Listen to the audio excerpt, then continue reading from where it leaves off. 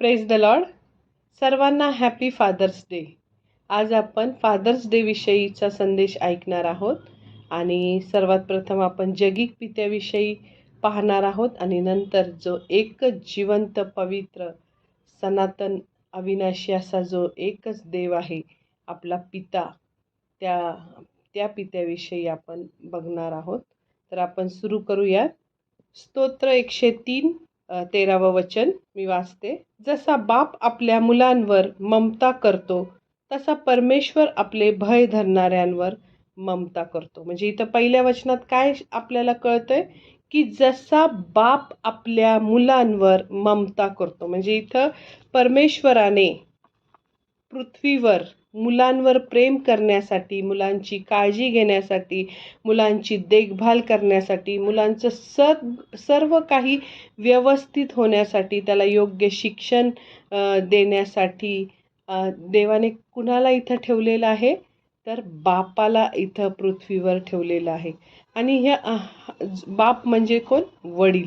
आणि बापाचं जसं मी मदर्स डेच्या वेळेस आईचं सांगितलं, आईचे कष्ट सांगितले, तसे आपल्याला बापाचे कष्ट दिसत नाही, कारण तो घरात तेवढे म्हणजे तो जास्त वेळ बाहेर असतो.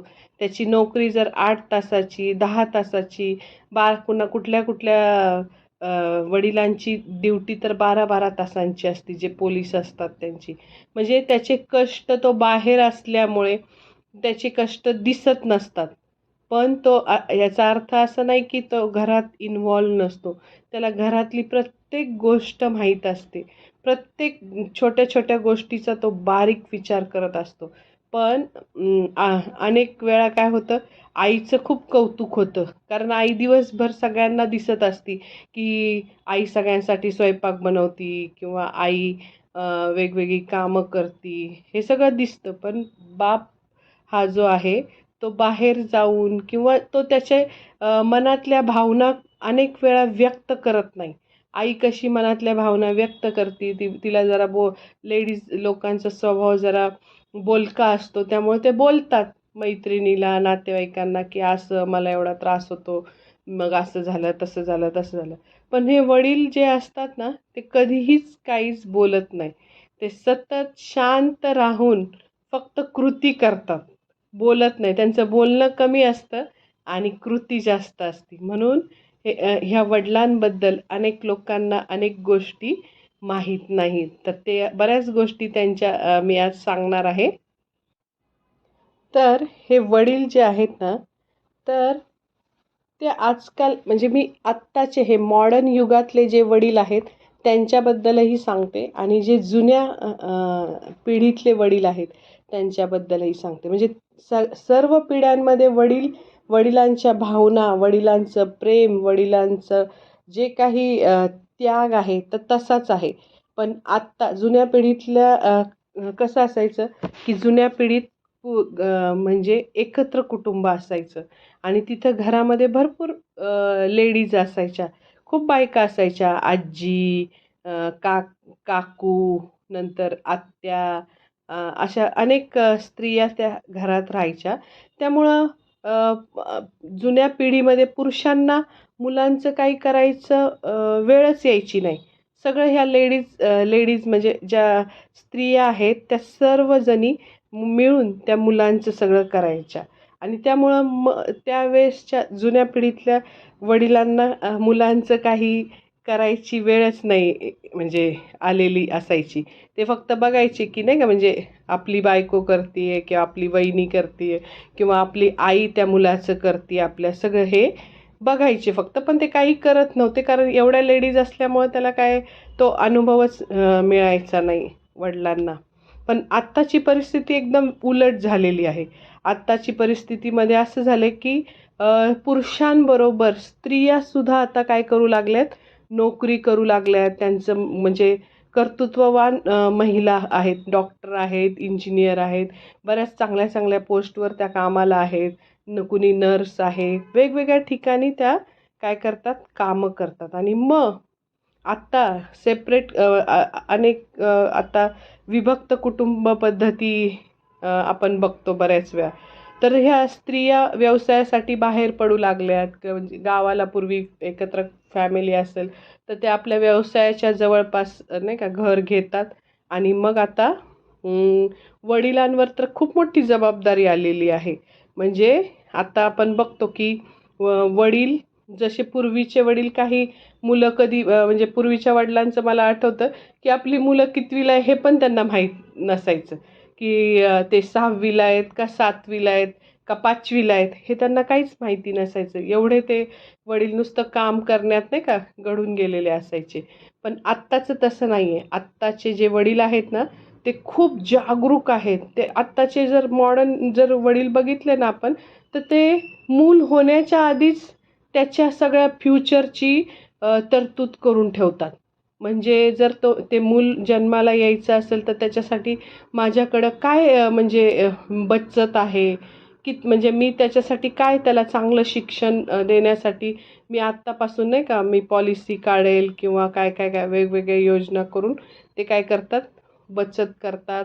आणि त्या मुलांच्या फ्युचर प्लॅनिंगसाठी ते काही ना काहीतरी नाही का मोठमोठ्या स्कीम घेतात. आणि ते एवढा बारीक विचार करून मग ते बाळाचं प्लॅनिंग करतात. आणि मग आत्ता जर बघितलं आत्ताच्या स्त्रिया ते की आई जेव्हा कामाला जाती तेव्हा त्या मुलांचा पूर्ण जबाबदारी त्या पुरुषावर येते म्हणजे वडिलांवर. म्हणजे पूर्ण मुलांचं सगळं जसं आईला करावं लागतं म्हणजे त्यांना अंघोळ घालणं, खाऊ पिऊ घालणं, त्यांचं शी काढणं, सगळं सगळं ते वडिलांवर जबाबदारी येते. त्यांना दूध म्हणजे बॉटलमध्ये भरून दूध पाजणं, असं हे सगळं करण्यापर्यंत वडील हे सगळ्या जबाबदाऱ्या मुलांबद्दलच्या आनंदाने नाही का पार पाडतात आत्ताचे वडील. आणि आत्ता ते असे असे वडील आहेत की ते काय करतात आत्ता ते सगळं आवडीने करतात. आत्ता आत्ता तर असं आहे की ते वडील मुलांबरोबर गेम्स खेळतात. त्यांच्यासोबत आत्ताचा जो बाप आहे त्यांच्यासोबत बसून कार्टून बघतो नाही का, त्यांना हसवतो, त्यांना शाळेचे प्रोजेक्ट्स करायला मदत करतो, त्यांचा अभ्यास घेतो.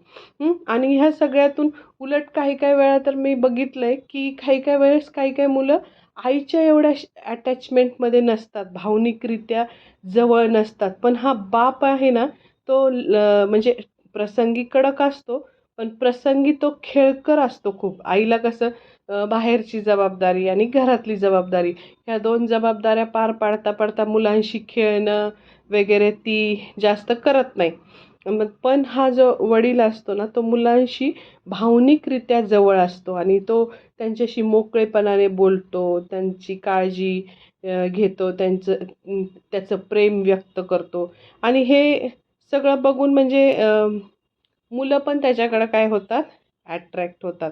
आणि मग अशा प्रकारे असा हा चांगला जगिक पिता असतो. म्हणजे पूर्वीच्या लोकांनी तर ह्याच्यापेक्षा जास्त त्याग केलेला असतो, फक्त तो आपल्याला दिसला नाही. कारण पूर्वीच्या काळी एकच जण कुटुंबातला कमवणारा असायचा आणि संपूर्ण एका पुरुषावर संपूर्ण 8 लोकांची 10 लोकांची जबाबदारी असायची.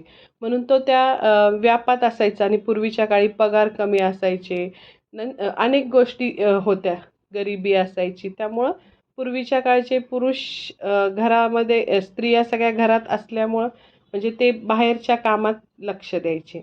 पण आत्ताचं तसं नाही आहे. आणि चांगला पिता होण्याचं काही कधी कुठं ट्रेनिंग मिळत नाही, आहे की नाही?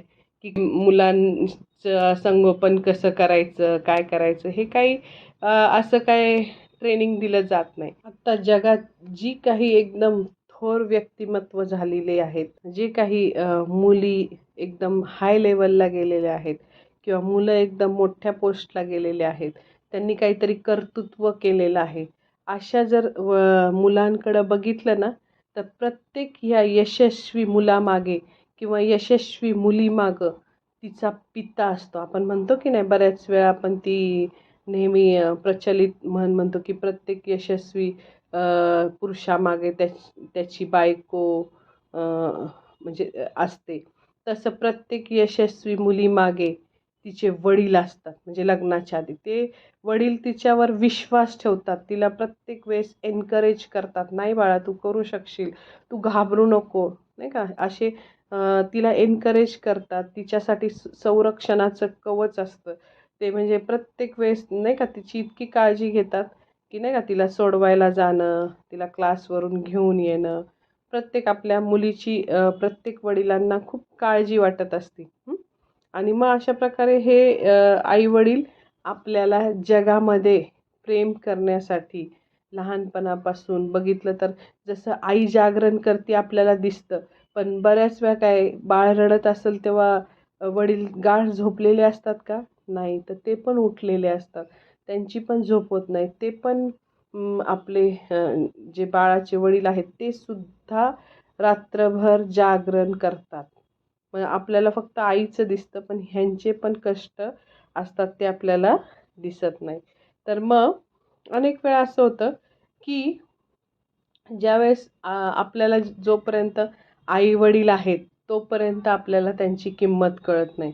आपल्याला असं वाटतं हां, आपण गृहीत धरून चालतो की हां ते आहेत, ते आई माझी जेवण करणार किंवा वडील माझे पैसे भरतील किंवा क्लास लावतील किंवा काय जे काय आहे ते आपले आई वडील जोपर्यंत आहेत तोपर्यंत आपल्याला त्यांची किंमत कळत नाही. पण जेव्हा ते सोडून जातात तेव्हा प्रत्येक मुलाला आणि मुलीला त्यांची किंमत कळते. खरोखर किती माझे आई वडील, माझे वडील किती त्याग करणारे होते, आमच्यासाठी त्यांनी किती त्याग केला. आपण असं बघतो की मुलगा किंवा मुलगी, ते वडील काय करतात, मुलगा किंवा मुलीने स्वतःसाठी चप्पल मागितली, स्वतःसाठी काय पण कुठल्याही वस्तू मागितल्या, नवीन कपडे मागितले, तर तो बाप कधीही त्यांना नाही म्हणत नाही. हां, तो त्यांना लगेच त्या गोष्टी देतो. पण स्वतः ती बनियन त्याची फाटली असेल, तर तशीच ती फाटलेली तशीच घालणार. स्वतःची चप्पल, बूट फाटलेला असेल तर तशीच घालणार. पण तो मुलांना नवीन गोष्टी आणून देतो. म्हणजे आत्ताच्या वडिलांकडं भरपूर पैसे आहेत आत्ताच्या काळातल्या. पण जुन्या पिढीतले म्हणजे जुन्या म्हणजे आत्ताच्या ह्या आपल्या वडिलांच्या पिढीतले जे काही लोक आहेत ते असे करायचे त्यागपूर्ण जीवन. आणि आत्ताचेही पिता मी सांगितलं ना की डबल जबाबदारी ते पिता पण पार पाडतात. ज्यांची बायको नोकरीला आहे त्यांना सर्व आता काय काय मी बघितलं आहे आमच्या नातेवाईकात की कितीतरी आमच्या नातेवाईकातल्या नर्स आहेत, तर त्या नाईट शिफ्ट करून सकाळी 9ला घरी येतात आणि सकाळी 7लाच मुलांची शाळा असती, त्यांना रिक्षाने जावं लागतं, डबा घेऊन जावं लागतो. तर कितीतरी मी बघितलेत, कितीतरी पुरुष त्यांना स्वयंपाक येत नव्हता, पण आपल्या लेकरांच्या प्रेमासाठी ते स्वयंपाक शिकले. कशीही म्हणजे एक मला उदाहरण आठवतं की एक आमचा नातेवाईकच आहे. तो असा पोलपाटवर अशी चपाती त्याला लाटता येत नव्हती, पण तो पोलपाटवर पूर्ण चपाती लाटायचा. पण ती वाकडी-तिकडी यायची म्हणून मोठं डब्याचं झाकण घ्यायचं आणि त्याने ती गोलपुरीसारखं करायचं आणि मग शेकून वगैरे व्यवस्थित तेल-बिल लावून त्या मुलांना भाजी चपाती करून डब्बे भरून तो द्यायचा. म्हणजे अशा प्रकारे आजकालचे पुरुष ते पण काम करतात, स्वयंपाकाचं पण काम करतात. अनेक जबाबदाऱ्या त्या पार पाडतात. वॉशिंग मशीन लावणं, कपडे वाळत टाकणं, अनेक अनेक गोष्टी ह्या ह्या पिढीतले सगळे पुरुष करतात. म्हणजे ज्यांना आई-वडील आहे, त्यांना ह्या कुठल्याही गोष्टीची कधी कमी पडत नाही. पण जी लोकं अनाथ आहेत, जी मुलं अनाथ आहेत, त्यांना आईचं प्रेम काय असतं, वडिलांचं प्रेम काय असतं, हे काहीच माहीत नाही. म्हणून आत्ता आपल्याला जे आई-वडील देवाने दिलेले आहेत, त्यांची आपण किंमत करूया. आपल्याला माहीत आहे ते जास्त दिवस जगणार नाही आहेत. आता तर त्यांच्या आपली 50शी आलेली आहे. तर ते असतील 70, 75, 80 वर्षाचे. तर त्यांची आपण जाणीव ठेवायला शिकायचं. अजून किती दिवस आहेत आपल्याला माहीत नाही आणि नंतर मेल्यावर मोठं जेवण घालायचं त्यांच्या नावाने, अनाथ आश्रमांना वाटायचं हे ते. नंतर करण्यापेक्षा आत्ता ते जिवंत आहेत तर त्यांना जे आवडतं ते आत्ता आपण करूयात. त्यांना त्यांच्यासाठी नाही का बेस्ट गिफ्ट द्या तुम्ही. त्यांच्यासाठी त्यांना फिरायला न्या, त्यांच्यासाठी वेगवेगळ्या, त्यांना कपडे घ्या, त्यांना जे आवडतं त्या गोष्टी, त्यांना जे काही खाद्यपदार्थ आवडतात, त्यांना गोष्टी आवडतात, त्या छान छान गोष्टी त्यांना करून द्या. कारण हे हे जे दिवस आहेत ना, आता त्यांचे ते थोडे वर्ष राहिलेले आहेत, ते पुन्हा येणार नाही. आणि ज्या मुलाचं एखादं आई किंवा वडील वारलेली असतील, त्यांना जाऊन विचारा की काय तुझी आई वारली तर तुला कसं, म्हणजे कसं फील होतं, तुझे वडील वारले तर तुला कसं फील होतं. तर तो सांगतो बघा, किंवा ते फील करतात की नाही, आता आपण अनाथ आहोत, आपण पोरके आहोत, आई वडिलांचं प्रेम आपल्याला कुणीच देऊ शकत नाही. कितीही शोधा जगात, पण ते म्हणतात ना, तर ती सुविचार आहे ना, स्वामी तिन्ही जगाचा, आई विना भिकारी. म्हणजे सगळीकडं सगळीकडं यश मिळवलं, तर आई आणि वडील दोघांविना त्याच्या, म्हणजे प्रत्येक ठिकाणी यश मिळवलं तर त्या मुलाला असं वाटतं की आज माझे वडील पाहिजे होते. आज त्यांची मान एकदम नाही का अभिमानाने, म्हणजे त्यांची मान ताठ झाली असती की माझा मुलगा, सगळ्यांना कौतुक करून त्यांनी सांगितलं असतं की माझा मुलगा एवढ्या मोठ्या पोस्टवर गेला, माझी मुलगी एवढी मोठी झाली. हे कौतुक कुठूनच आपल्याला मिळणार नाही. जे आई-वडिलांना आपलं कौतुक असतं ते. मग जोपर्यंत आपल्याला सगळं व्यवस्थित मिळतं तोपर्यंत आपल्याला त्यांची किंमत नसते. पण ज्यावेळेस, त्यासाठी आपण एक उधाळ्या पुत्राची गोष्ट बघू. तर लूक 15 मध्ये 11 ते 32 या वचनामध्ये उधाळ्या पुत्राचा दृष्टांत लिहिलेला आहे. तर हा उधाळ्या पुत्र जो असतो, तो त्याला वाईट मित्रांची संगत लागते, आणि मग तो जो धाकटा मुलगा असतो त्याला वाईट मित्रांची संगत लागते, आणि तो मग आयुष्य आरामात राहायला लागतो.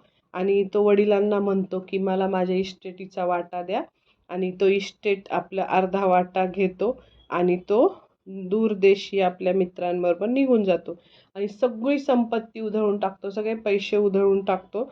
आणि मग त्याला असं वाटलं की माझ्याकडे भरपूर पैसे आहेत, मला काय कोणाची गरज नाही, नका बाप नसला तरी चालेल, आई नसली तरी चालेल, काही असू दे, मी माझ्याकडे भरपूर पैसे आहेत, मी माझा राहील. पण त्याला असं वाटलं की मी माझ्या मनाप्रमाणे वागणार. आणि मग तो दूरदेशी जातो. आणि मग त्याची अवस्था काय झाली आपल्या सगळ्यांनाच माहिती आहे, की त्याची मालमत्ता संपली, सगळं त्याला जे मिळालेलं ते त्याने उधळून टाकलं. आणि आता तर त्याची अवस्था अशी झाली की त्याला कुठंच खायला मिळाना, म्हणून त्याने एका माणसाकडे जाऊन डुकरं चरायला घेऊन जाण्याची नोकरी केली. आणि मग उपासमारीमुळे इतकं त्याचं पोटामध्ये आग पडायची की तो डुकरं जे शेंगा खायचे, त्या शेंगाची टरफलं ते खायचा तो. म्हणजे एवढं त्याचं वाईट वातावरण, म्हणजे त्याचं जीवन इतकं वाईट झालेलं होतं. आणि मग एक दिवशी मग तो शुद्धीवर आला, म्हणजे त्याला कळलं की आपल्या वडिलांच्या घरी किती मोठं जेवण, पंचपक्वान्नाने भरलेलं ताट नोकर लोक खातात. मग आपण इथं उपाशी मरतोय, काय बरं आपण जावं आणि आपल्या वडिलांकडे जाऊन आपण त्यांची माफी मागावी की मी स्वर्गाविरुद्ध व तुमच्या विरुद्ध काय केलेलं आहे बाबा, पाप केलेलं आहे. म्हणजे त्याला देवावर प्रेम होतं म्हणून तो आलेला नव्हता.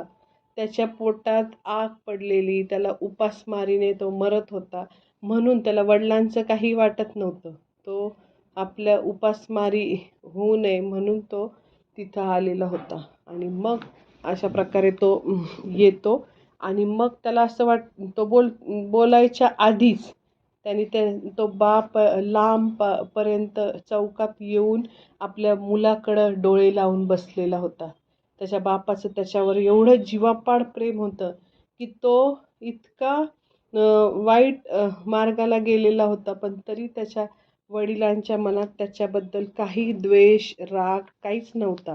आणि मग तो काय सांगायच्या आतच तो लांबूनच तो ओळखतो की हा तो येतोय ना, तिथून चालत तो माझा मुलगा आहे. आणि तो डुकरांच्या संगतीत राहिलेला असतो. म्हणजे डुकरं किती घाणीत राहतात, लोळतात त्या चिखलात, त्याने किती दिवस आंघोळ केलेली नसेल, सगळ्या वाईट गोष्टी होत्या. तरी त्या बापाने, तो बाप श्रीमंत होता, आणि त्या बापाने काय केलं, त्याच्या लांबूनच येऊन तो धावत गेला मुलाकडं, आणि त्याची गळ्यात पडून त्यांनी काय केले, मुके घेतले, आणि त्याला म्हणजे जो पूर्वी मान होता तो म्हणतो ह्याला आंघोळ घाला, सगळ्या नोकरांना म्हणतो ह्याला नवीन कपडे घाला, ह्याच्या बोटात अंगठी घाला, पायात जोडे घाला, असं सगळं तो बाप त्याच्यासाठी करतो.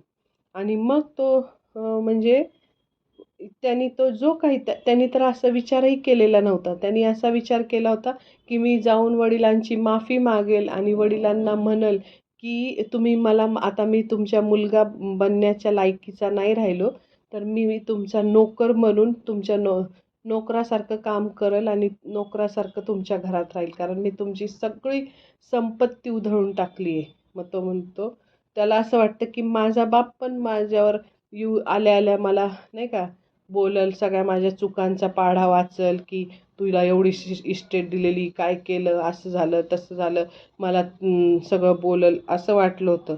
म्हणून मी त्याला असं बोलल. पण त्या वडिलांनी त्याला काहीच बोललं नाही. ते वडील त्याला म्हटले, की जो मुलगा हरवला होता, जो मेला होता, तो आज माझ्यासाठी जिवंत झालेला आहे. जो हरवला होता मुलगा तो सापडलाय, असे त्याचे वडील बोलतात आणि त्याला प्रेमाने वागतात, त्याच्यावर दया करतात, कृपा करतात. आणि मग अशा प्रकारे त्यांनी पश्चाताप करून जेव्हा तो वडिलांकडे आला, तर त्या वडिलांनी त्याच्यावर खरं प्रेम केलं. तसाच आपला स्वर्गीय बाप आहे. तो आपण कितीही चुका करतो बघा, आपण इतक्या चुका करतो जगामध्ये, तर आपल्याला असं वाटतं की आपण देवापासून कधी कधी लांब होतो. आपल्याला असं वाटतं की नाही, मी ही चूक केली ना, आता देव माझ्यावर नाराज असेल, मी त्याच्यासमोर जाणार नाही किंवा असं करणार नाही. पण तसं नाही आहे. आपला जो जिवंत परमेश्वर देव आहे, तो आपला पिता आहे. हा जसा जगिक पिता त्याच्यावर प्रेम करायचं सोडत नाही, तसा आपला जिवंत एकच देव आहे, तो पण आपल्यावर परमेश्वर आहे. तो आपल्यावर तो पिता म्हणतो आपण त्याला. तो पण आपल्यावर प्रेम करायचं सोडत नाही. आपण कितीही चुकलो आणि पुन्हा पश्चाताप करून त्याच्याकडे आलो, तर तो आपल्याला पुन्हा त्या जगिक पित्यासारखाच कवटाळतो. आपल्याला परत त्याच्या जवळ घेतो, आपले मुके घेतो, आपल्याला नाही का स्वच्छ कपडे घालतो, आपल्याला बोटात अंगठी घालतो, आपल्याला जोडे घालतो आणि पुन्हा त्या पदावर आपल्याला ठेवतो. म्हणजे त्यांनी असं पुत्र होण्याचा अधिकार दिलेला आहे ना आपल्याला. कारण योहान 1:12 मध्ये आपण बघतो, की जितक्यांनी येशूचा स्वीकार केला तितक्यांना, म्हणजे त्याच्या नावावर विश्वास ठेवणाऱ्यांना त्याने देवाची मुले होण्याचा अधिकार दिला. तर तो पुन्हा आपल्याला तो अधिकार देतो पश्चाताप करून. ह्याचा अर्थ असा नाही की आपण वारंवार पाप करायचे आणि पुन्हा वारंवार पश्चाताप करायचा, असं नाही. आपल्याला एकदा देव कळला ना, की आपण एकदाच पश्चाताप करायचा आणि त्याच्याजवळ यायचं. आणि एकदा का आपलं त्याच्यावर प्रेम बसलं, की मग आपण पुन्हा वारंवार त्या चुका करत नाही. आपल्याला कळतं की नाही, देवाला ह्या गोष्टी आवडत नाही, देवाला खोटेपणा आवडत नाही, देवाला चोरी आवडत नाही, देवाला व्यभिचार आवडत नाही, देवाला अनेक ज्या काही चुकीच्या फसवणूक, भ्रष्टाचार, ह्या कुठल्याही देवाला न आवडणाऱ्या गोष्टी मी करणार नाही का, असं आपलं पण त्याच्यावर प्रेम बसतं.